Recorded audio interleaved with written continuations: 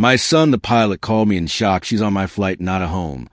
Those were the exact words my son David said with a trembling voice while I was sitting at our old oak kitchen table in my small 1950s-style house on Maple Street in Springfield, Illinois, looking at the yellowed wallpaper smelling faintly of cinnamon and old wood and sipping my morning coffee that had just finished brewing at exactly 3 a.m. on Tuesday, March 12th. 2024, I had no idea that in 15 minutes my life would take a turn. So surreal, so heart-wrenching, and yet so revealing of human greed and audacity that would leave me questioning everything I thought I knew about trust family. And appearances, I remembered David's words echoing in my ears. She's on my flight, not at home, like a knife cutting to the fog of ordinary day-to-day life, like a record scratch on our old Fisher stereo that used to play Frank Sinatra and Ella Fitzgerald back in the summer 1968, when the whole town danced to the radio at the county. Fair, I froze my hands, gripping the chipped ceramic mug, my eyes wide as the hum of the refrigerator mixed with the distant sound of a lawnmower across the street from our neighbor, Mrs. Henderson, who was waving at me like nothing had happened, but I felt a shiver down my spine as if the universe itself had tilted. I could hear David again, his voice breaking. He said, "Mom, she was supposed to be at home with us. She promised she'd be here at 6:30 p.m., she promised. I double-checked the booking. She's on the flight to Denver at 6:45 p.m. I know it's the 12th row seat 14B, and she has a black leather suitcase with a red ribbon tied around a handle, and I can see her from the cockpit window, and she doesn't see me yet. My heart pounded like the drums in those old Glenn Miller songs that played on Saturday mornings. When I was 12, I never thought I would hear words like that from my own son, or that I would feel a mix of fear, anger, and disbelief like an old film reel flickering memories from my childhood. When promises were kept and trust was sacred, I felt the house closing in on me. The walls seemed to whisper secrets, and the ticking of the clock on the living room wall was louder than usual. It was 7:15 a.m., and in exactly 15 minutes, I would have to make a decision that could change everything. I could hear David breathing heavily on the other end of the phone, and I whispered, "Mom, can you see her?" I said, "Yes, David, I see her. I can see the black leather suitcase, the red ribbon, the shadow of her silhouette against the airport terminal window, the light glinting off the metal handle.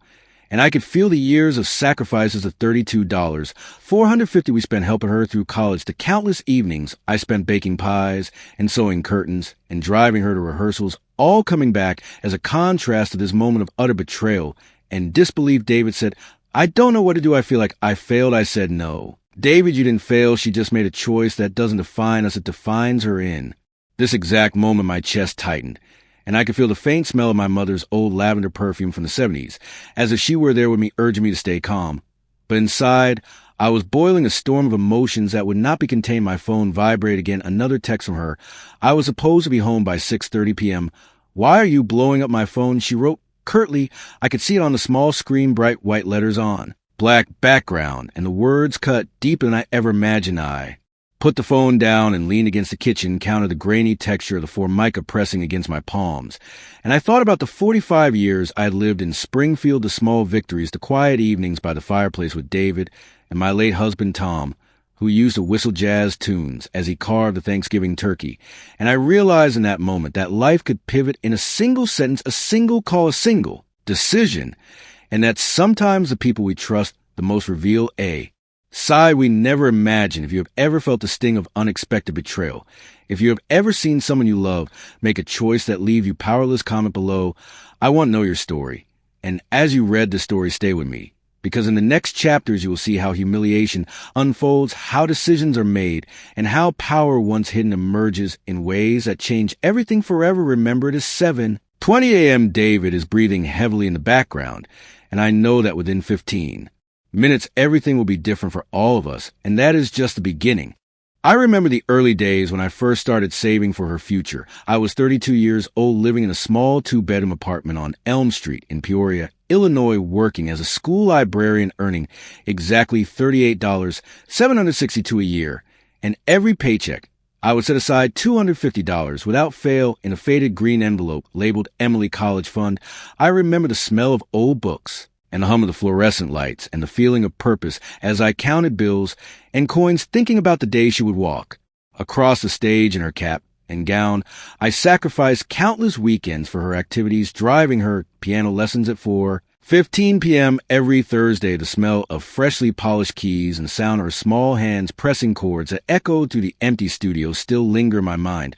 I also remember the summer of 2004 when I took a second job at the local diner on Main Street, washing dishes from 6 p.m.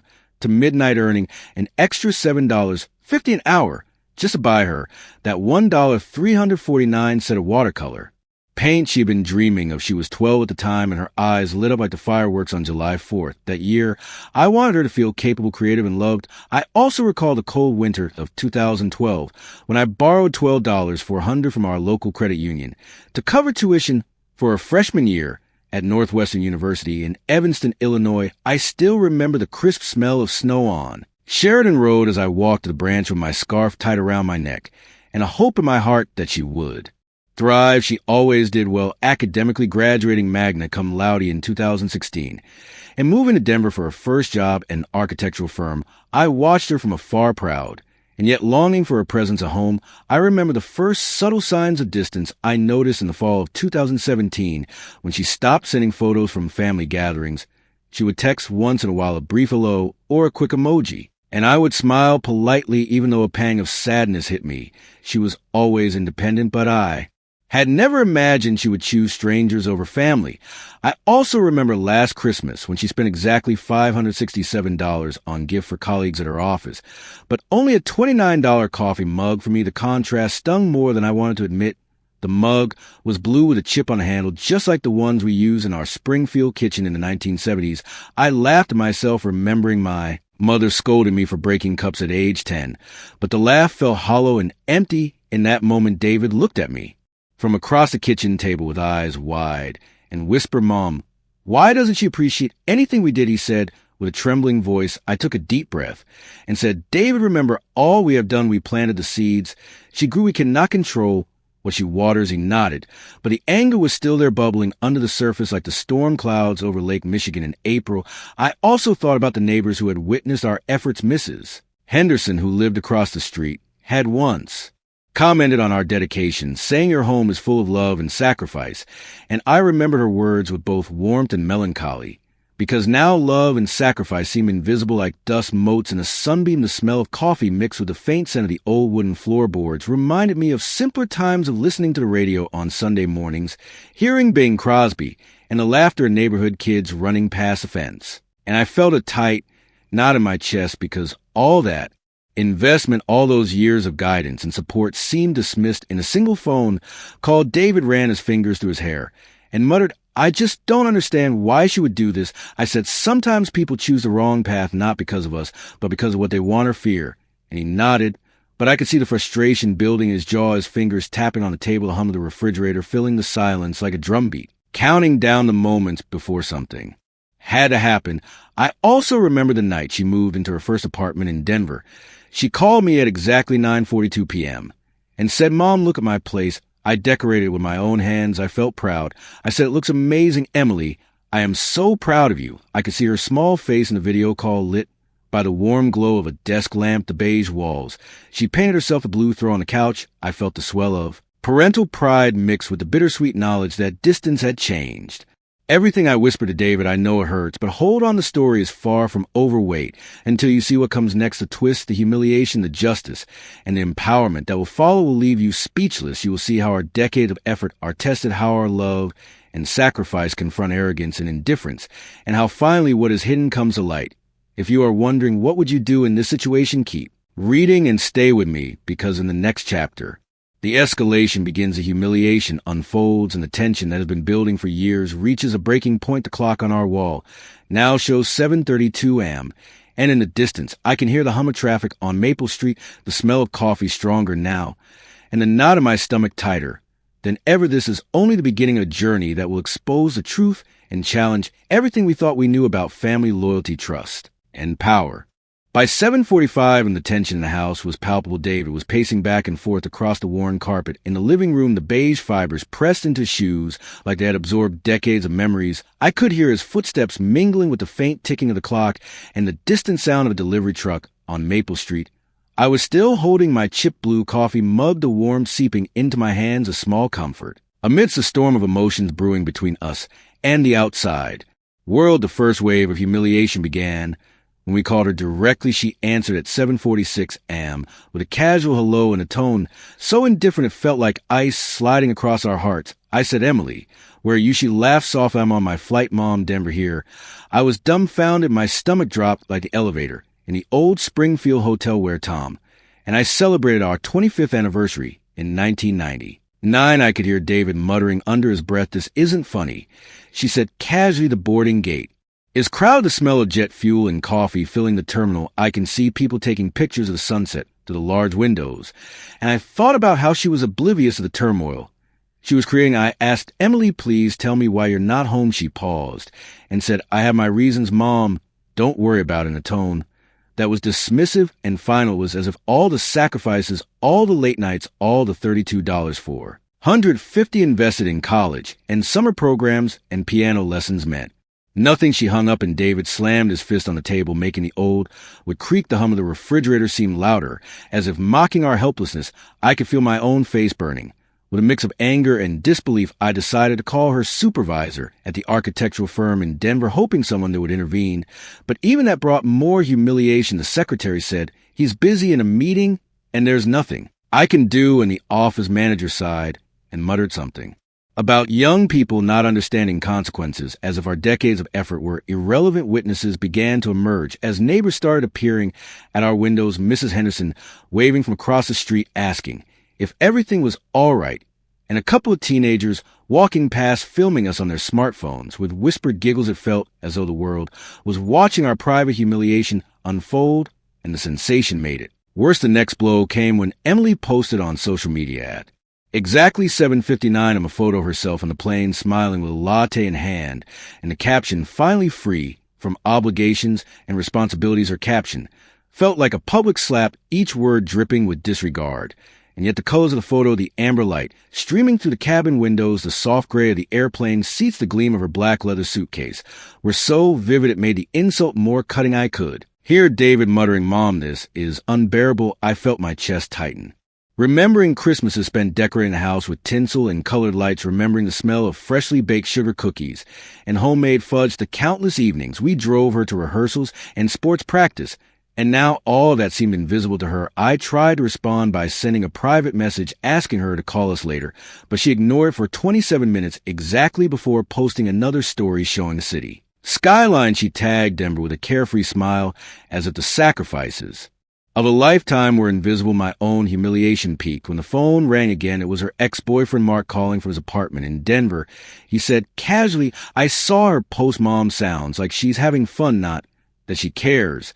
And I felt the sting of outsiders observing our family unravel like a public spectacle. The house seemed smaller as the morning sun streamed through the lace curtains, casting patterns on the worn wooden floors, the hum of the refrigerator, and the ticking clock marking each second of humiliation, each betrayal. The pivotal moment came when David crossed the room and whispered, "Mom, I can't take this any longer. We can't just sit here watching her flaunt everything we worked for." I nodded, feeling the storm inside me shift from helpless anger to determination. I whispered back, "Yes, David, we can't just endure this. We have to act, but not blindly. We need a plan." I felt the subtle presence of power we had long underestimated. Our network, our knowledge of her routines, our financial resources, all coming to the surface like an undercurrent ready to surge. If you've ever felt powerless as someone you love disregards your sacrifice, if you've ever seen your efforts dismissed in public, stay with me, because the next chapter reveals a turning point, the moment when endurance ends and strategy begins, when the storm inside becomes a calculated force waiting for the right instant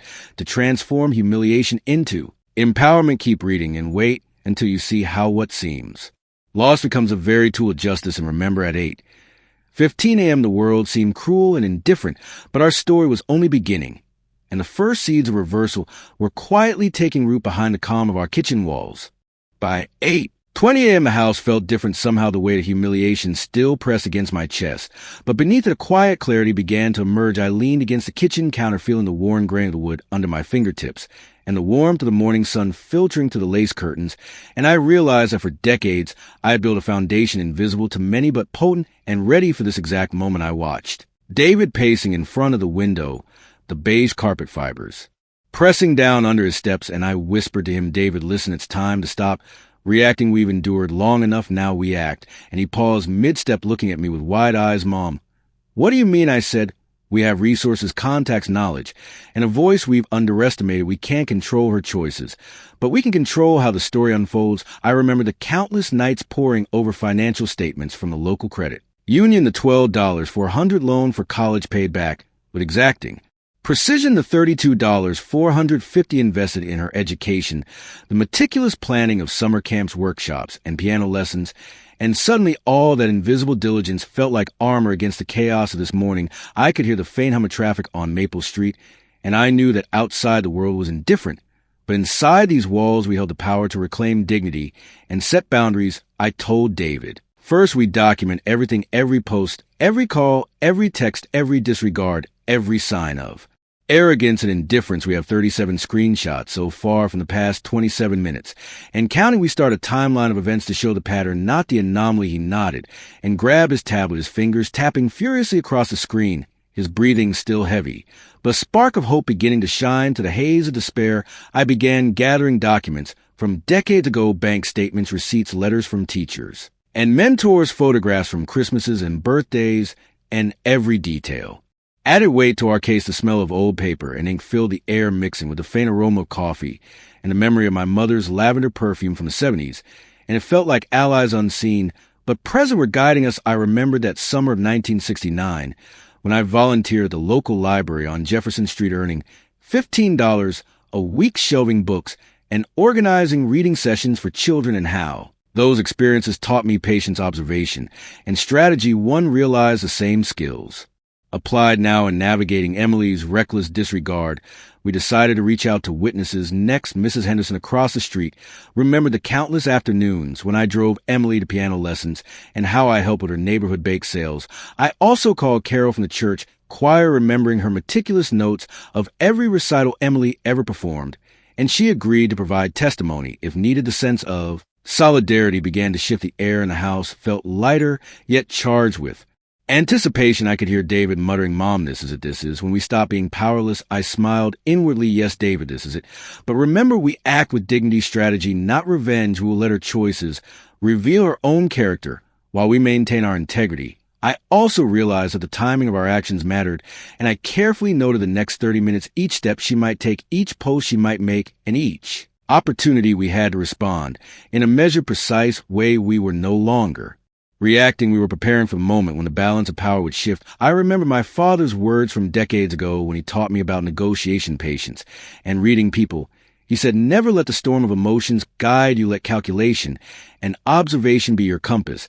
And in that moment, I knew he'd been preparing me for this exact scenario. I whispered to David, it's time to prepare, silently observe, and wait for the moment when exposure will become undeniable. The tension in the kitchen was electric, the sunlight streaming across the counters, highlighting the grain in the wood, and the faint aroma of vanilla from a candle left burning overnight, creating a calm before the storm atmosphere. I told him, remember, the goal is not humiliation for its own sake, but justice for years of invisible labor and sacrifice.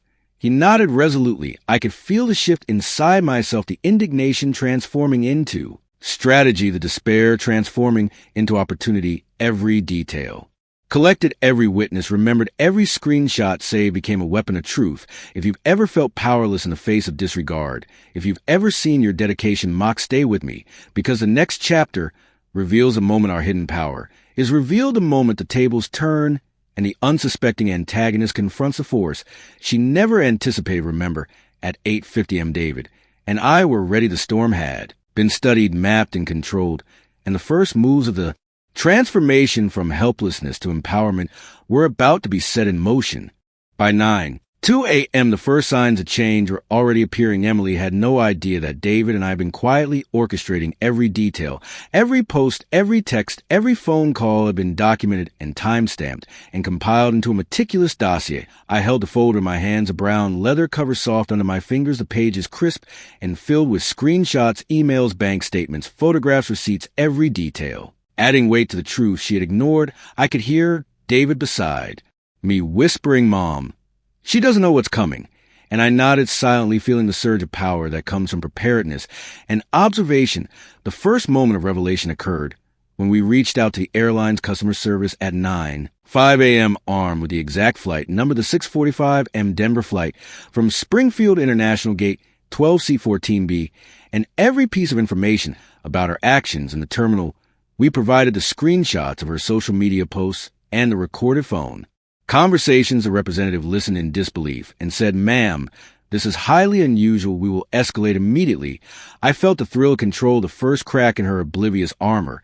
Then we involved witnesses, Mrs. Henderson across the street and Carol from the church choir, both ready to provide statements about our decades of investment in Emily's education and character building. They were shocked when I called them on the speakerphone at exactly 9:12 a.m., hearing their own recollections of our sacrifices echoing in Emily's name. I could hear the disbelief in their voices as they recalled her disregard. The faint scratch of pen on paper as they prepared their statements for submission added weight to the unfolding drama.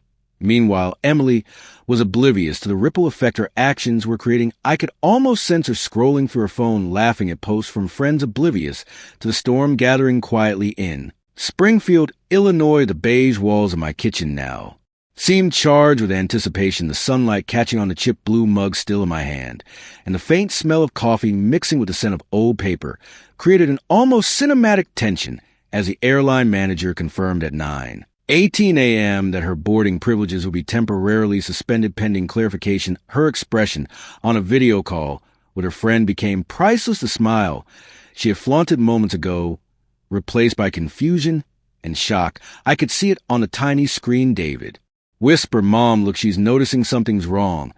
And I felt a smile tug at my lips. Finally, the first taste of justice. The dossier was then shared with her architectural firm in Denver, her supervisor receiving it at exactly 9:22 a.m. He called back moments later, saying, "Ma'am, this is serious. We need to discuss Emily's conduct." The weight of our decades of evidence now crashing upon her unprepared mind was palpable even through the grainy video feed. The realization that every slight, every disregard, every post had been noted and compiled into a record that could not be ignored caused Emily to pause mid-action.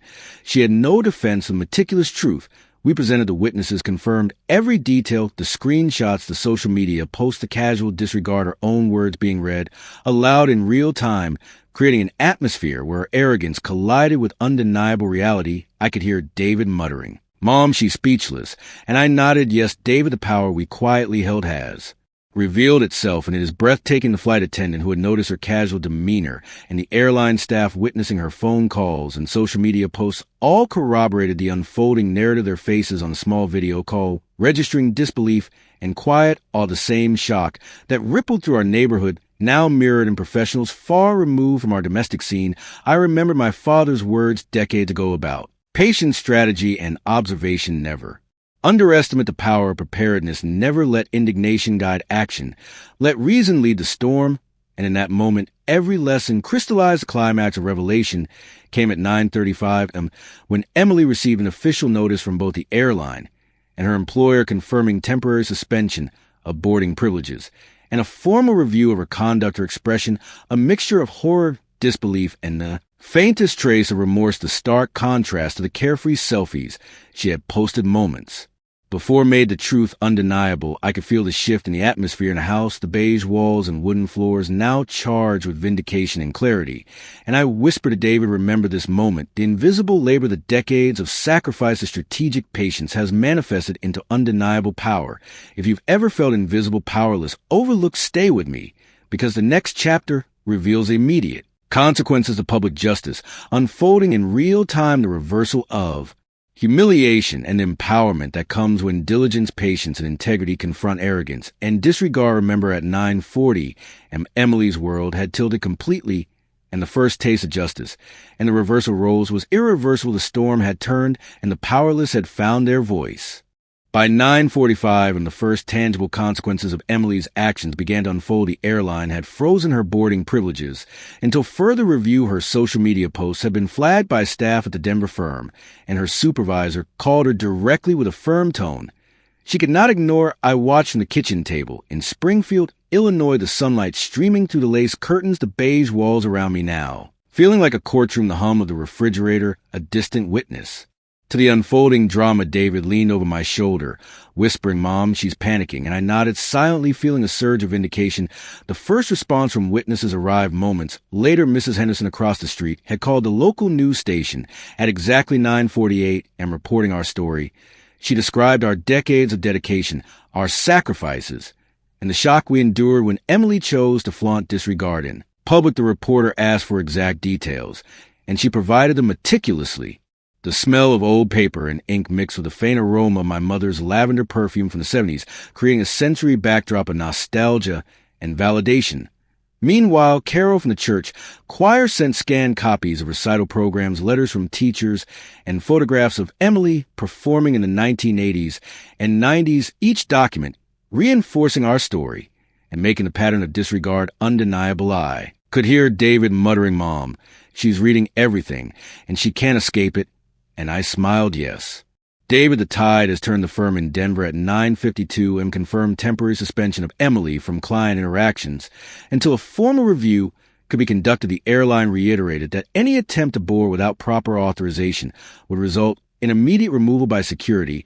I could almost feel the weight of these consequences pressing down on her in real time, the arrogance that had seemed untouchable. Mere hours ago now, visibly cracking witnesses online began sharing our story there. Comments of support flooding, and I could see messages from friends, neighbors, even strangers saying, "Finally justice for parents who gave everything their children." Ignored the collective outrage, amplified our position exponentially. Emily's phone lit up with messages from colleagues, and airline staff, her confident smile in the selfies replaced by visible panic and frantic typing.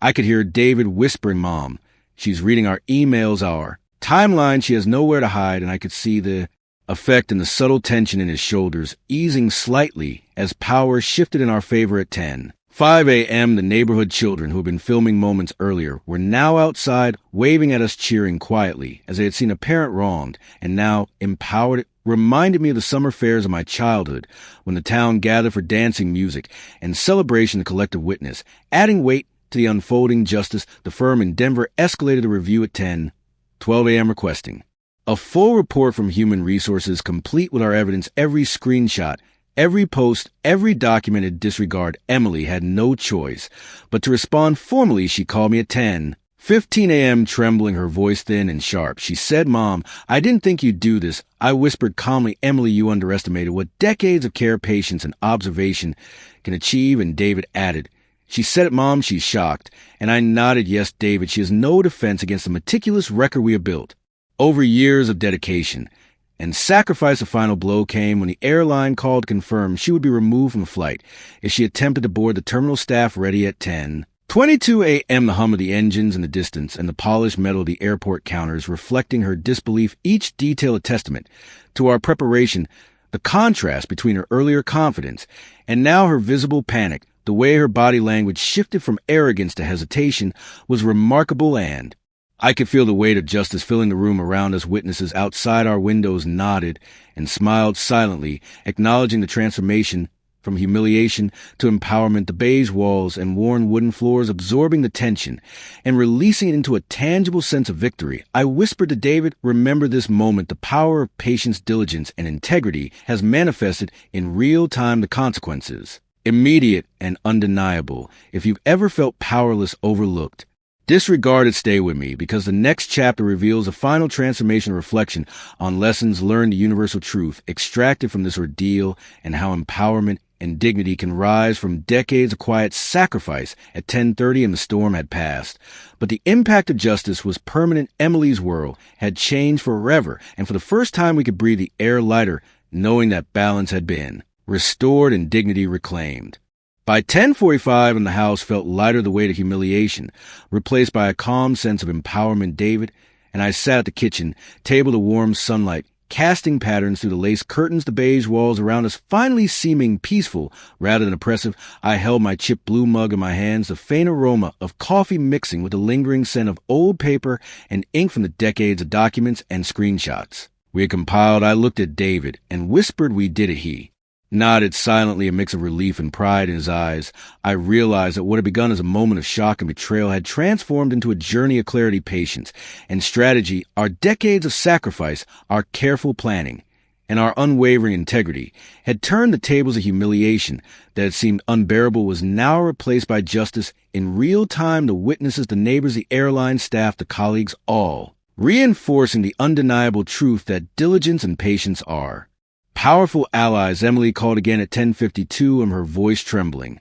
She said, "Mom, I see now I was wrong." I whispered calmly, "Emily, it's never about revenge, it's about accountability and understanding that our sacrifices were never invisible." David added, "She needs to understand the pattern and the impact." And I nodded, yes, this is a lesson of the morning. The transformation within us was profound, not just a reversal of humiliation, but a permanent shift in perception and power. I felt the invisible strength that comes from a lifetime of careful attention to detail, decades of loving investment and unwavering observation, the quiet power of preparation and patience that often goes unnoticed, but emerges in the most critical moments. I thought back to my childhood in Springfield, Illinois, the summers listening to Frank Sinatra on the old radio, the smell of freshly baked pies, the laughter of neighbors at county fairs, the piano lessons, and dance recitals, and realized that all these small moments of dedication and care had built a foundation of resilience that I never recognized at the time. I whispered to David, "Remember, the universe often tests our patience and our integrity, but it also rewards those who endure with strategy and compassion." The lesson extends beyond family. It applies to anyone who's been overlooked, ignored, or dismissed by society, by authority, or by those they trusted too easily. Our story is universal. The balance between patience and action, diligence and observation, and the courage to act when the moment is right resonates across generations. I could hear the phantom of traffic on Maple Street, the beige walls absorbing the history of the morning and releasing a quiet dignity into the space around us. David smiled and said, "Mom, I feel proud." I whispered, "Yes, David." And I hope everyone who reads this story can feel a fraction of that empowerment as well. We have shared our experience, not just to recount a moment of family conflict, but to inspire those who have felt powerless to recognize the quiet strength within themselves, to act with integrity, to transform humiliation into dignity, and to reclaim their voice in any situation. I looked at the camera. If you have ever felt invisible, powerless, or disregarded, let this story remind you that your patience, preparation, and integrity are powerful tools. Share your own experiences in the comments below. Connect with others who understand the struggle and the triumph. I encourage you to subscribe to this channel and activate the notification bell to stay connected with stories of empowerment, resilience, and transformation like ours. And if the story touched you in any way, share it with someone who needs to see that dignity and justice are possible, even when it seems all hope is lost. Finally, remember the lessons we learned: the power of patience, observation, and careful preparation, the courage to act strategically rather than impulsively, and the understanding that true empowerment comes from integrity and the quiet strength built over decades. As I sipped the last of my coffee at exactly 11 a.m., the sun higher in the sky, warming the beige walls and worn wooden floors, I feel a profound sense of peace and reflection. Our story complete, yet echoing the lives of anyone who has faced disregard, betrayal, or humiliation. This is not just our story. It is a universal journey from shock to clarity, from despair to empowerment, from invisibility to undeniable presence. Remember, the power is within you.